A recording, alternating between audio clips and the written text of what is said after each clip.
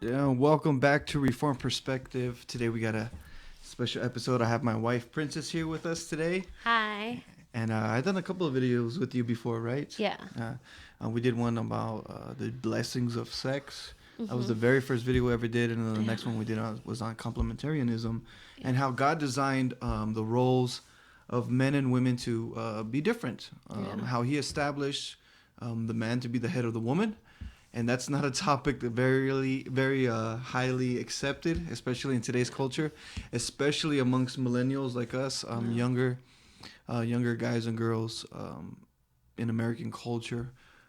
Our culture actually tries to just get rid of that idea entirely, doesn't it? Yeah. Yeah.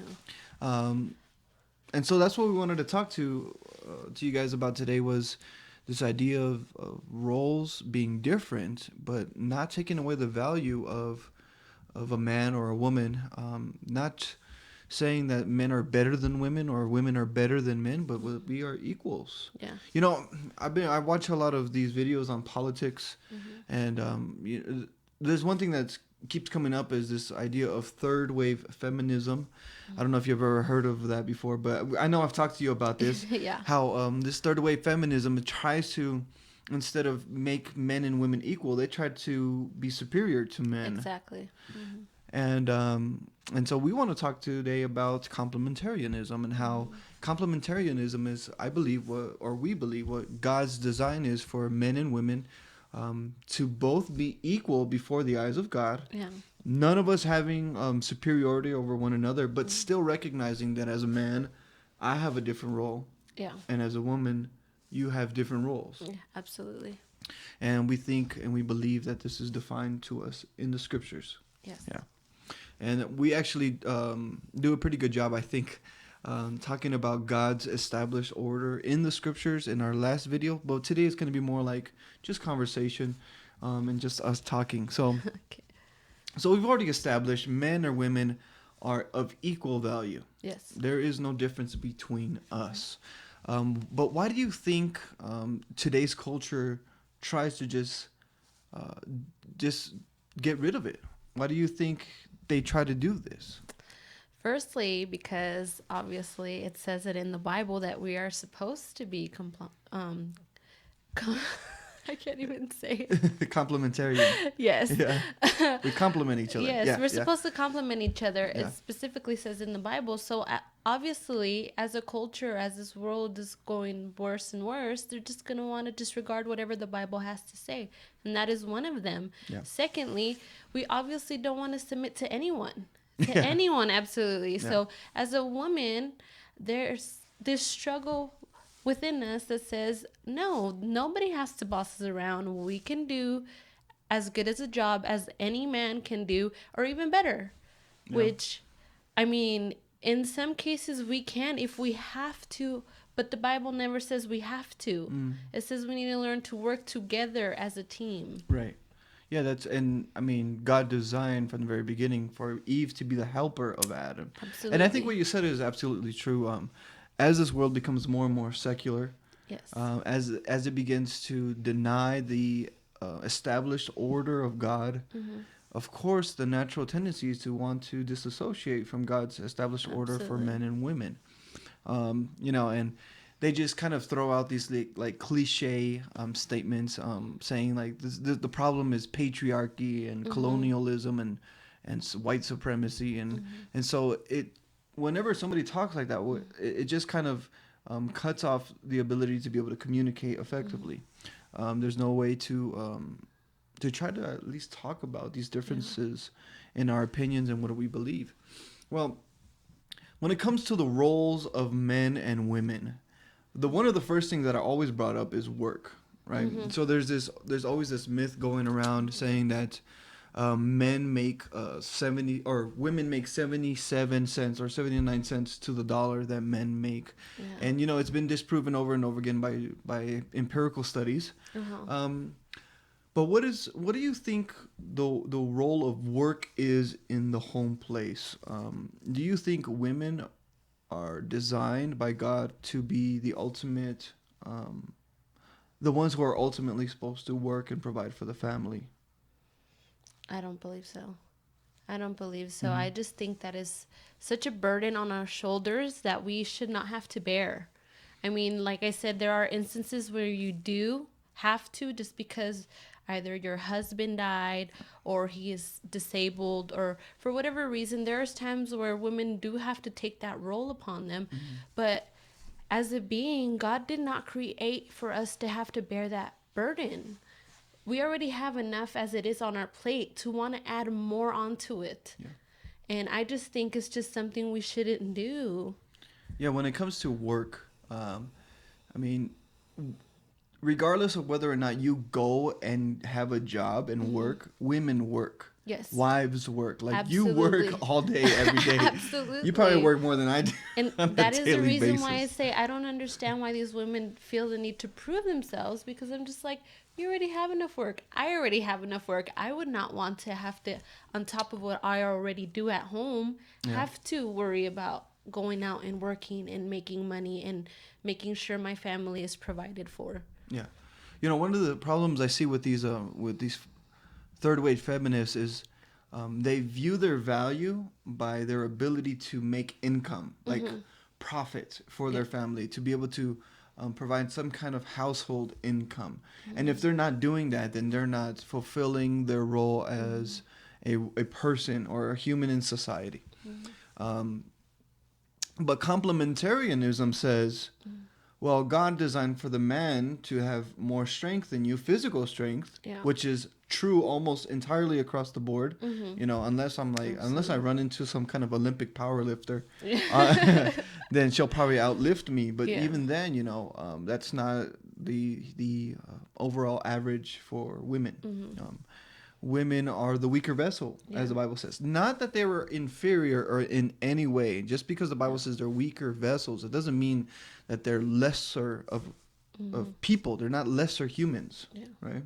So what do you think that means when the scripture says that the women is the weaker vessel? That means that not only are we not physically strong as men are, but emotionally, we are more emotional than men are. Okay, I'm going to time out right there because there is a stigma that goes around that says women are emotionally different than men.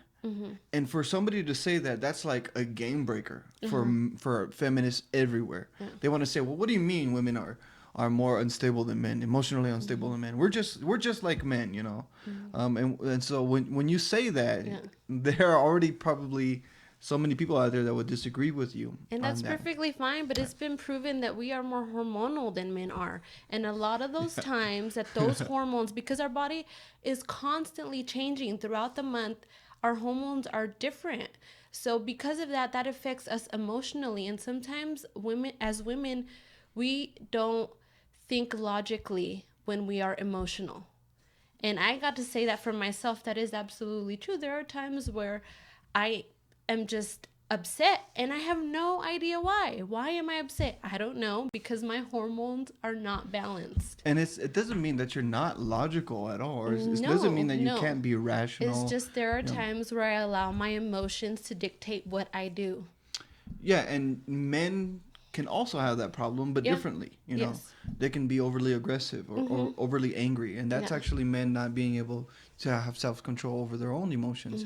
But it's different. Yes. And that's the point, is complementarianism says we're different. Yes. And there's nothing wrong with that. That's actually a beautiful thing, ultimately. So back to this notion of work. So I am the sole provider for our home, right? A lot of women would say, well, don't you feel unaccomplished, or don't you feel like as a woman, don't you feel like you're not able to fulfill your life, basically? Absolutely not. If anything, I am so excited to be able to say that I stay at home and I am able to provide my family with food. I cook for them and they're able to eat because I cook for them. I clean. Their house is clean because I clean. I wash their laundry. They have fresh clothes on because I wash for them. I also teach my daughter, and it's such an amazing thing to see my daughter learning and advancing. And I know that if she was in school and I was working, she wouldn't get the education she is getting right now. She is advanced for her age, and I am so happy, and I feel fulfilled when I see her do these things, when I see my children learning and I don't have to miss anything. Yeah, it's unfortunate that this third wave feminism sees your happiness as a mother and as a caregiver and as a teacher to the children.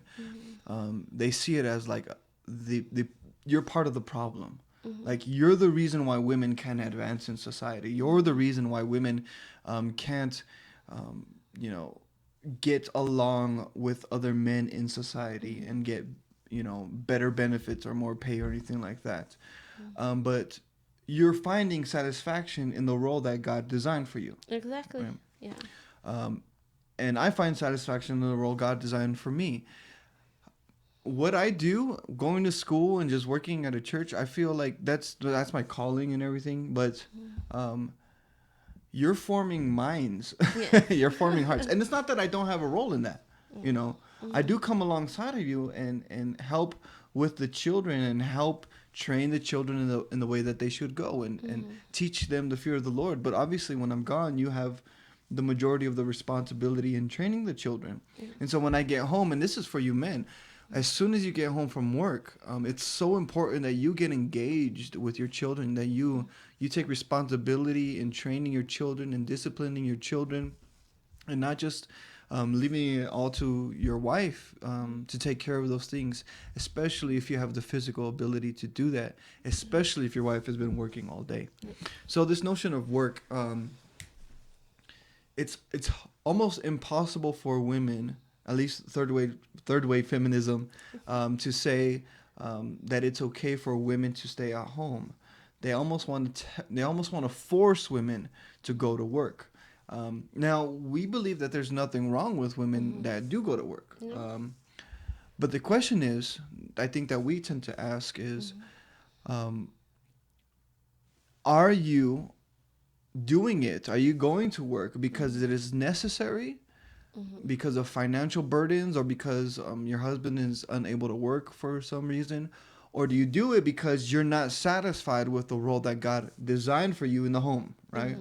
That's usually the question. And usually the answer to that is women don't feel satisfied in their work with their children, in the home, in the caregiving of the children, and therefore they feel like they have to go out and do something.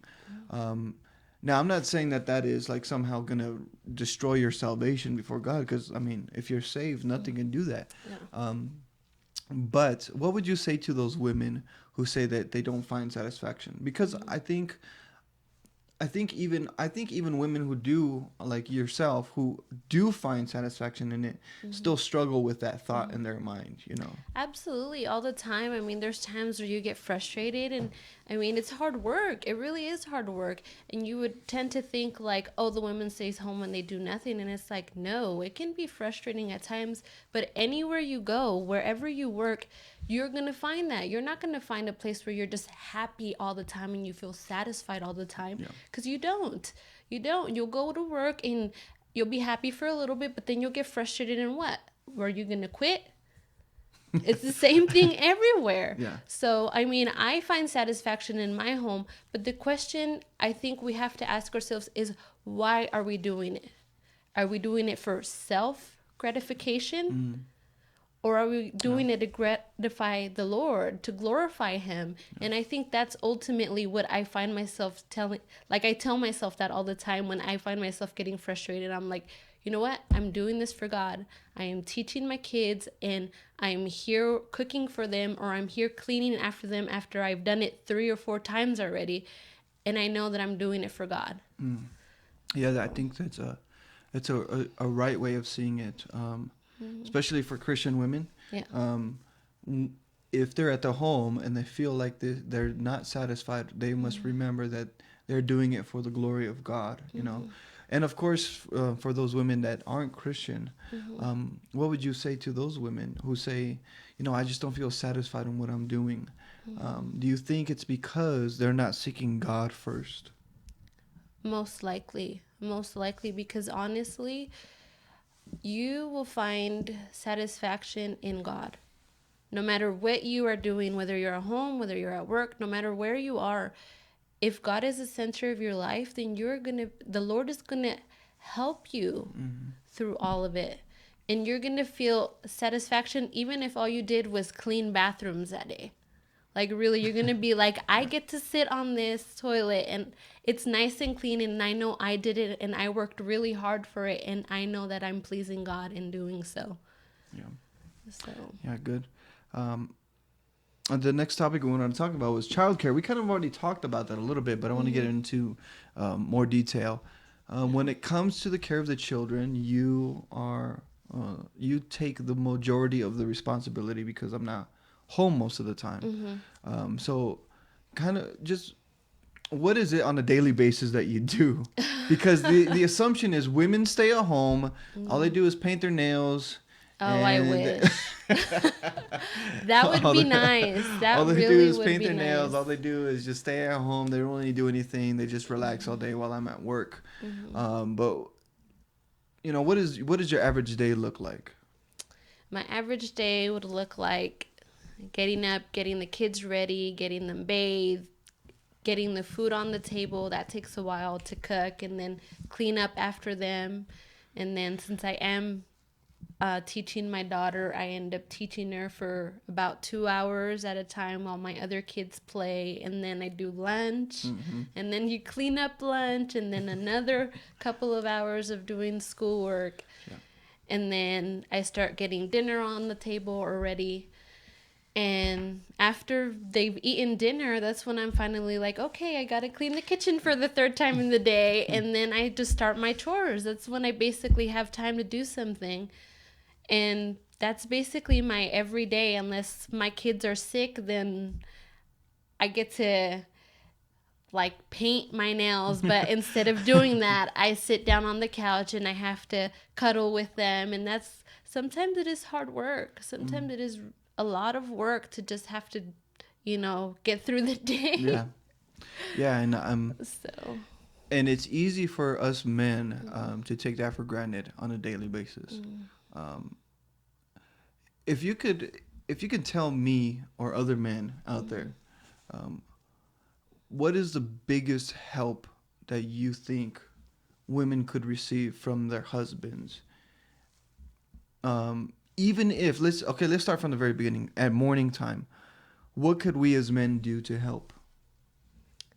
Honestly, I would say like even just a small breakfast, making just a small breakfast for the kids while the mother gets, her bed made, the kids ready, and sat down at the table. By that time, breakfast will be ready. That would be awesome. All right. That saves so much time. And it could change depending on the wife's situation, of Yeah. course. And I think that's something husbands need to be more engaged in, is asking their wives what they really need help with around the house, and then be willing to do those things and say yes to your wife, especially if you don't feel like saying yes. That's part of being a man. That's part of being a husband, is recognizing your role as a man before God, and recognizing that you as a man are supposed to submit your strength to your wife and to serve her with all your might, and to lay down your body just as Christ laid down his life for the church. So men, you must lay down your lives for your wives. And part of that is putting aside all selfishness. And I'm not saying that I get it right all the time, or that we as men get it right all the time, or you as women get it right all the time. But the whole idea of marriage and complementarianism is that we are learning with one another. Yeah. We're learning from each other what our strengths are, what our weaknesses are. And I know that I mess up all the time, and so you're gracious towards me more than I need to be gracious towards you. But okay, so let's say the husband is gone for the majority of the day. What do you, as a woman, think the man, while he's at home, could do even to help out, even if it's words, through like a phone call or a text message? Oh, that is so nice to just be able to receive a phone call telling you, I love you, I miss you, I'm so thankful for whatever you do every single day. And that's really about it. That's all we really need is just gratitude, just to be noticed, to know that somebody knows what we are doing. Yeah, I think that's really, really important for us as men to be able to constantly remind ourselves just how important it is to give words of praise to our wives, especially if we can't be there, all the time. I wish I could be at the house a lot more, especially when I'm going to school and getting involved in things a lot more. But whenever I can, I try to do as much as I can, and especially when it comes to childcare. I do try to take care of the kids as much as I can.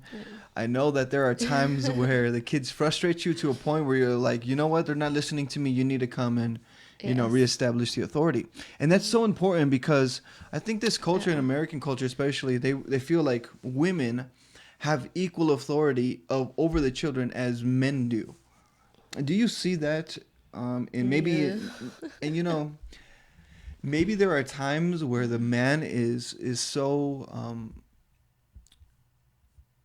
has forgotten his role as the leader of the home, or is just totally irresponsible, and therefore has no authority over his children because his children don't see him as an authority figure. I would say to those men primarily, man up and take responsibility for your families and start leading them with gentle but strong hands, And what would you say to those women who have gotten accustomed to taking that role of leadership? What would you say to those women who say, you know what, the reason I don't let my husband take command of my family is because he messed up for the first few years, or because he wasn't really taking that role responsibly for the first few years. So now I've taken that role and I need to continue taking that role. I would say that you need to forgive. You need to forgive them because God has forgiven us. And just like he gives us a chance after chance after chance, you need to allow your husband to prove himself to not only to you, but to your kids, and to get that trust back. Like, how is he ever going to be responsible? How are they ever going to see him as an authority if you don't give him that chance? Yeah, and when that authority is established, you can see a difference with the children, huh? Absolutely. You can see a difference. I mean, we see certain families and their children, how they behave with their moms, and then as soon as the dad walks through the door, their character completely changes. Especially a dad who's engaged in the family and is willing to take that role responsibly and seriously. Their attitudes change. I mean, their children just at a moment's notice, they start, even in our kids, with our kids, if my kids don't see me around for a while, I can actually hear them in the other room, and there's a certain way they talk to you, and as soon as I walk through the door, that completely changes. It completely changes. And that doesn't mean I'm not strict with them. Right. Because I am. It's just the fact that they get used to me being around. And they know I'm always there. And just as much as I get frustrated with them, sometimes they get frustrated with me. And that starts to show when they start trying to either talk back or give me a bad face, like a bad look. But as a father, as soon as they walk through the door, they can hear the difference in the voice. They know the difference in the strength. So, of course, they fear the father. So I'm just thankful that he does back me up, and he is there. If I say something, he completely backs that up. Or if he says something, I completely back him up. I'm just thankful that God has shown us how to do that because it works. It really does work. Yeah, well, I think that's so important what you said is that backing each other up. Because if there's one thing a lot of families tend to have disagreements about or difficulties is in how they raise their children primarily, but also how they discipline their children and their ability to communicate to each other in order that they can be on the same page when it comes to the disciplining of the children. And so it's so important for us as men, when our wives say something to our children, to not tell the wives like, well, but why'd you do that? You don't need to do that, especially in front of the children. Especially, oh, Because gosh. that undermines the authority of the woman, especially in front of the children. And like we said, it's not that she has less authority over the children as I do. I think when it comes to disciplining and training our children, we have equal authority. It's just Yeah. that we're different. Yeah. Our roles are designed by God as being different. And so the children see me as being, as having more authority, but that doesn't mean that I do. We have the same authority. And I think that also has to go with the fact that as a mother, they see us more as nurturing. Yeah. So even though the fact that we do discipline them, we do punish them when they are being wrong, they don't see us as more of that strength because we are more of a nurturer. Versus the man, he's the stronger person. If they need help, if they're hurt, daddy's going to come to the rescue and mommy's going to comfort them. Yeah, So- exactly. And those two things right there, the man being seen as like the strength, the provider, and the protector, Yeah. that's like poison to the ears of feminists, and I love it because they're, I love it because primarily the man is supposed to be that in the Yes. role of the family. That's what God designed it to be. And the women as being nurturers and comforters, that's also poison to the ears of the feminists. But I think it's so beautiful. I think that's how marriages flourish, is because we complement each other. Yes. That's what complementarianism is. And I wanted to hit a point on, especially when the kids start to grow up and they start entering into that prepubescent and pubescent stage, and the teenagers. We're not there yet, thank God, but we do talk about that all the time. Yes. And how necessary it's going to be for me to be around for my boys, Yeah. for my young men when they start becoming young men. How important it is for me to teach them what discipline is, what respecting authority is, what hard work is, what punctuality is, what caring for the weaker vessel looks like.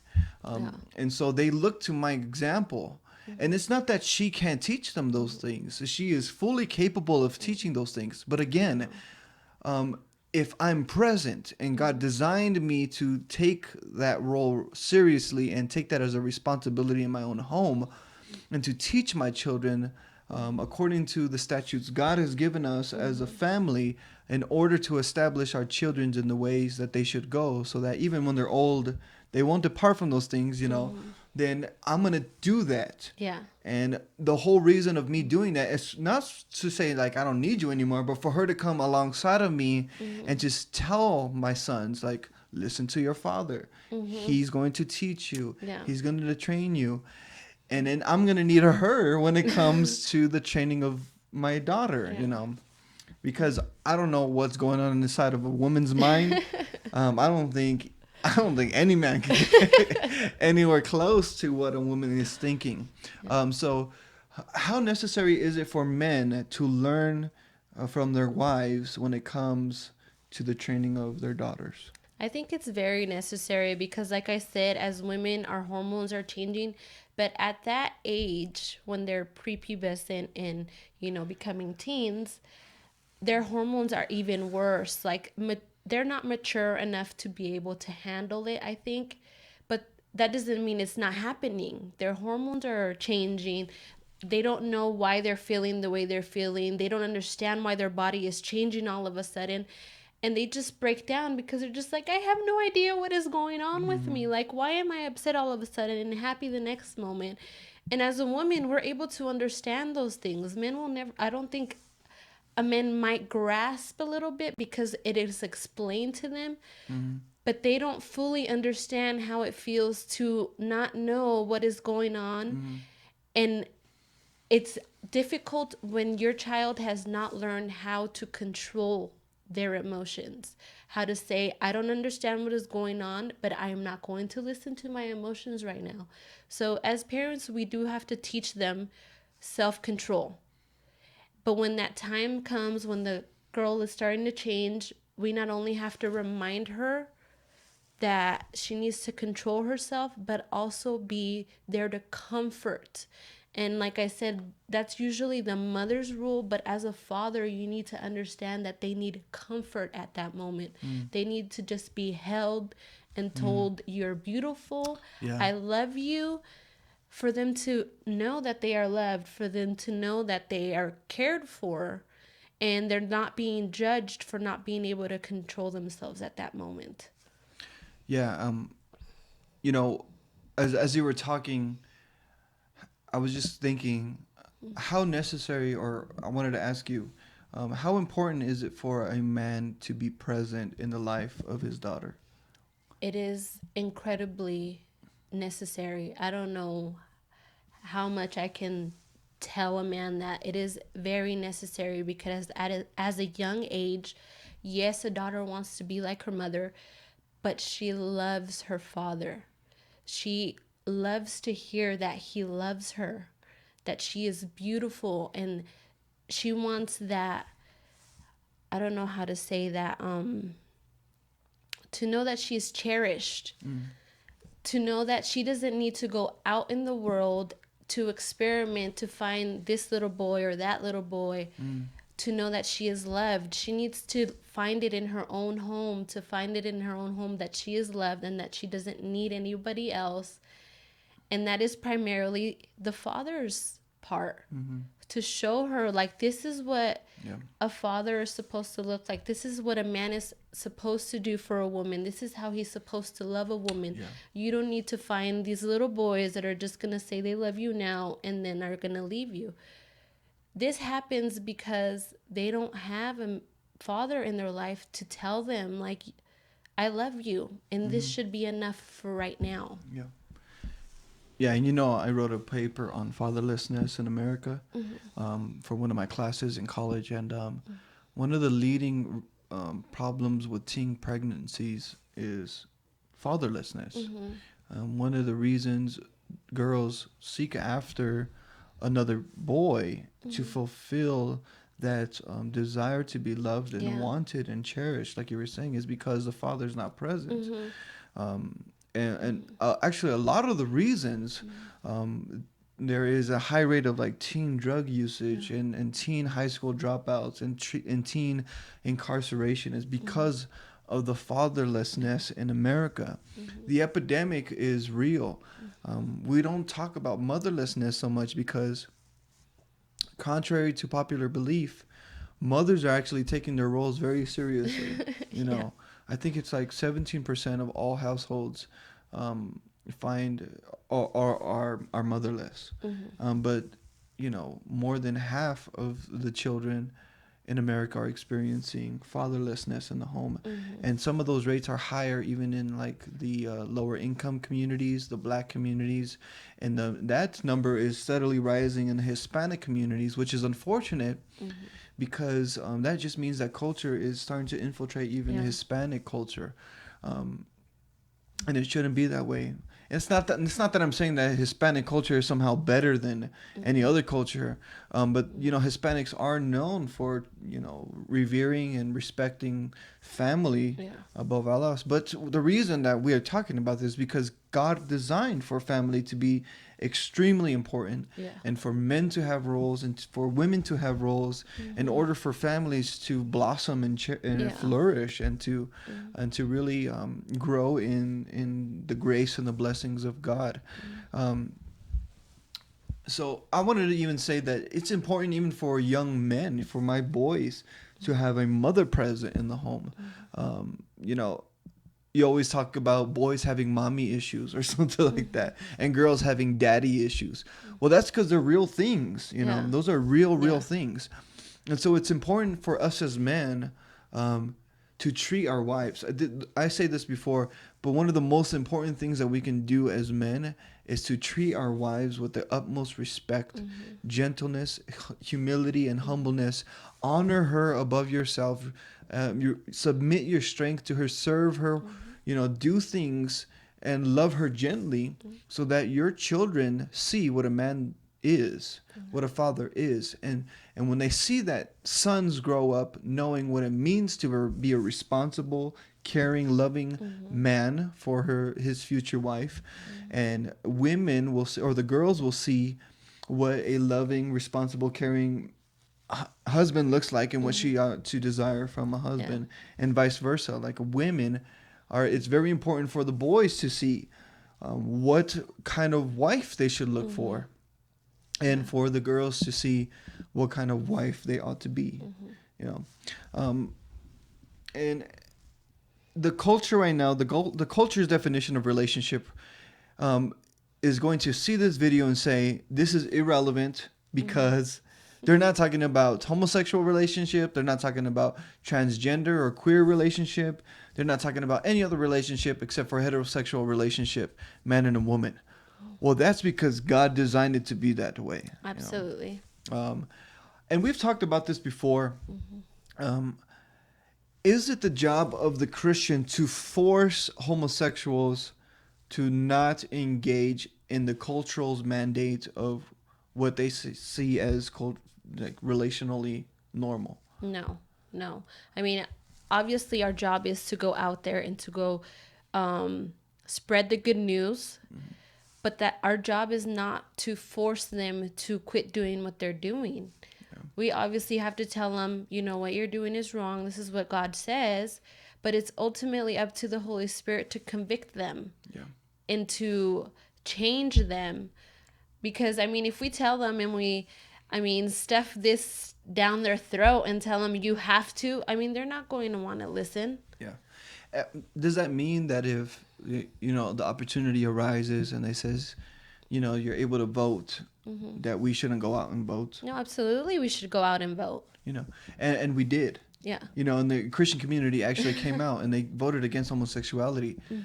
The sad thing is the Supreme Court put it upon themselves to overturn it. And so we have to live in that reality now that that this is okay in the eyes of the culture. And that we shouldn't be going out there and trying to force them, like my wife said, try to force them to submit to God's standards, especially if they're going to continue being sinners anyways. Yeah. Like there's no reason. I mean, firstly, they're supposed to accept Christ. I mean, they're not going to be able to change unless that happens. So the first thing we need to do is go out and spread the good news. And once that happens, God is going to automatically change them. Yeah, and the reason I brought this up, and this is a touchy subject because I know a lot of Christians are going to disagree with us. They're going to be like, "Well, what are you saying then? Are you okay with how they live?" And it's like, no, of course not. Absolutely not. You know, but we do live in an American democratic system where it's going to happen. Yeah. This is not a Christian nation. Contrary to popular belief, this is not a Christian nation. This is a secular nation. This is where we are. This is the reality that we live in. And so we have to learn to not necessarily bow to the government's standard of relationship, but stand by with full conviction and belief and be proud of the fact that we live this way, that we love this kind of relationship, Absolutely. that we stand for real marriage. Yeah. And that if you're a Christian, you cannot be a homosexual or a transgender and call yourself a Christian. No. That is contrary to the Christian belief, and it has been for the last 2,000 years. Yeah. And just because the culture says that it's legally okay for this to be normal for homosexuals to be in a relationship, that doesn't mean that it's Christian. It doesn't mean that God is okay with it. Yeah, not at all, not whatsoever. And I think we always have to remember is God's definition of that relationship. Absolutely.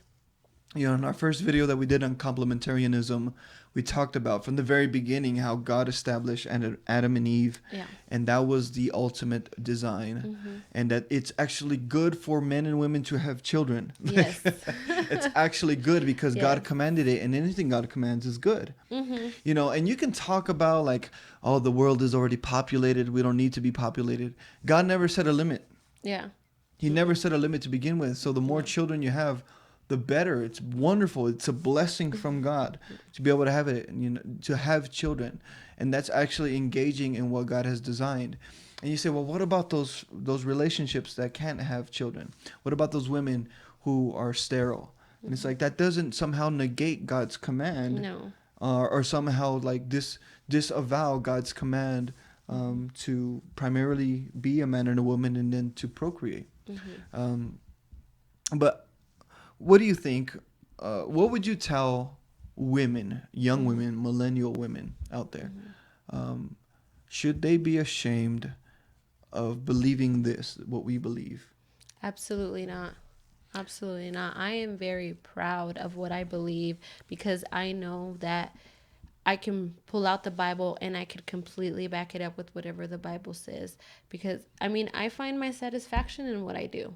I glorify God in what I do, and I have no reason to be ashamed of it, no matter who tries to put me down, no matter what feminists try to come and say that I am hindering their what they're trying to achieve, because I am achieving what God is telling me to achieve, and that is to stay here in my home and to teach my kids and to take care of this household.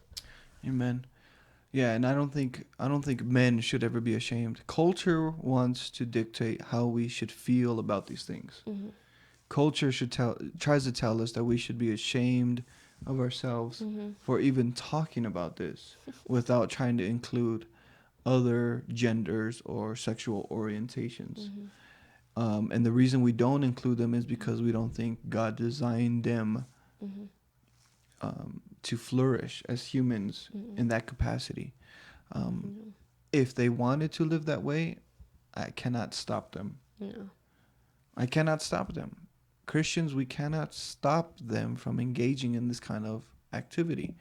We live in America. It's a democratic system. They are, in a sense, free to do whatever their sinful hearts desire to do. And like my wife said, all we can do is just go out and preach the gospel and rely on the sovereign hand of God to speak to them, to open their eyes and to open their ears to the truth of the gospel. They are not forever lost because they're homosexuals or transgenders. They are just sinners. Yeah. And just like were. we were sinners. If you would have talked to me just 10 years ago, I would have been a complete wretch. Even before that, 5 years ago, I would have been a complete wretch. We would have been both. You would have saw two people steeped in the world. You would have saw two people who love to drink and party, and engage in things that would have been considered very immoral and very wrong and very sinful. And it's no different with the homosexual, the transgender. But I will not back down from saying that is not what God designed. Yeah. You cannot claim to be a Christian and live that kind of lifestyle. You cannot claim to be a child of God and live that kind of lifestyle. Because God condemns that. Yeah. So, what would you say? What would be your last words to young millennial women out there? As a young mom, from experience of 3 children in the last 7 years, tomorrow's our anniversary. So 7 years of being married, 3 kids later, what would you say to young millennials? I would say that everything passes. I mean, every movement passes, and you don't have to be a part of these movements. You just have to listen to what God is telling you to do. I mean, a lot of the times they try to make you feel like ashamed, point fingers and try to say that, I can't believe you're doing this. Like, you're our problem. And it's just like, no, God has commanded this of me, and I'm just going to follow him, and I'm glorifying him, and I'm just happy doing so. And children are such a blessing from God. They're the biggest blessing. They're going to be the ones that follow. And the only way that we can change this mindset of these feminists is by having children and teaching them how not to follow these trends. Yeah, and I think what I would say to young millennial men is don't be ashamed of being a man. Don't be ashamed of having your male parts. Don't be ashamed of having your male inclination. Don't be ashamed of taking responsibility for your families, your future families, especially if you're not married.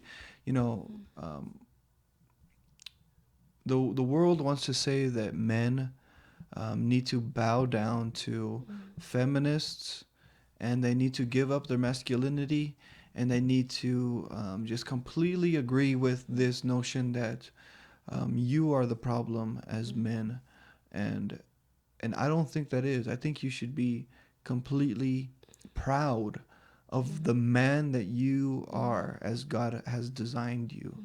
And if your parents are trying to say that you are to be ashamed, or you are to be a different gender, or you are to be a different sex, I pray that you would reject that. No. That you would accept what God has designed by you from birth, from the very moment of birth, even before that, in the womb, when they can tell that you are a boy or you are a girl, you are to be proud of that. It doesn't mean that you're a lesser human, that you have less value in the eyes of God. He made us both in his image, male and female, both made in his image. And so therefore we have equal value, but different roles. Yeah. And as men and women, we complement each other in the family, we complement each other in society, we complement each other all across the board. And as we learn to submit to God's ultimate design as men and women, we learn to cherish one another as God intended us to cherish one another, and to love one another as God designed for us to love one another. And so it lends to human flourishing, to marriage flourishing, to family flourishing, and ultimately to personal flourishing. Yeah. So thanks for joining me, babe. I really do enjoy these conversations. I'm gonna have you on a lot more. I think I get more views when you're on anyway. So people are like, yes, he's not by himself. He's gonna actually let somebody else talk. Yeah. So any last words? I think just the same you're saying to men, I think I would just have to say the same to women. Do not be ashamed of being a woman, of being emotional. Women are beautiful. I don't know why they're so Absolutely. ashamed. Like, Women are I awesome. would not want any woman to be ashamed that she is not as strong as a man, that she is more emotional, because you know what? That is what makes us unique. That is what makes us women, is the fact that we are different than men are. I would never want to be a man, because I love the fact that God made me a woman, and the fact that I'm able to comfort my kids. When my kids are hurt, they want mama. They want mama to help them. And I am not ashamed to say, you know what? I am more emotional. I am more in tune with that in my kids than my husband is. And I'm able to just snuggle with them. It's just beautiful. Amen. Well, guys, I hope that you have been blessed by this message. Please hit that subscribe button below. Share this video. Comment below if you have any questions. If you want to see more videos with me and my wife, leave some topics below we can talk about. I think next time we'll talk a little bit more about sexuality, because we have been talking about that for a while, especially when it comes to the theology of the body. I know. So anyways, that's for another time. So I hope that you'll join us next time. I really do appreciate you guys tuning in. Keep watching these videos. I appreciate the support. God bless you guys. Until next time on Reform Perspective.